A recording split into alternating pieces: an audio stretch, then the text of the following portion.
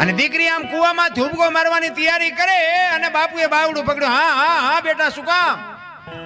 એ કે બાપુ મને મરવા દો, મારે મરવા સિવાય ઉધાર પણ કે શું કામ બેટા, માણા જેવો અવતાર મળ્યો છે. એ કે પણ બાપુ મારા જીવનમાં એક ભૂલ થઈ ગઈ છે, મારે મર્યા સિવાય ઉધાર નથી. પણ કે આ પાણી પડીને બીજી કરવી છે. એ કે પણ શું કરું બાપુ, મને હુજતું નથી. એ કે પણ તું વાત કરી તો કઈ ખુલાસો થાય ને.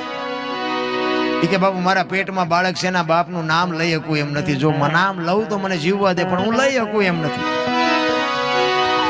ભારતનો સંત બાપુ મૂળદાસ દ્રવી ગયો. એને એમ થયું ઓહો દીકરી માથે આટલી દશા.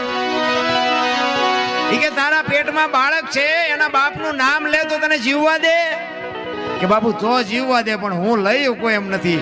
અને તેથી આ ભારતનો સંત મૂળદાસ એમ કહેતો હોય કે બેટા તું તારું બાળક જો બચી જતા હોય તો અમરેલીની બજારમાં જઈને કાલ કહી દેજે કે મારા પેટમાં બાળક છે, એનો બાપ મૂળદાસ છે, કહી દેજે જાય.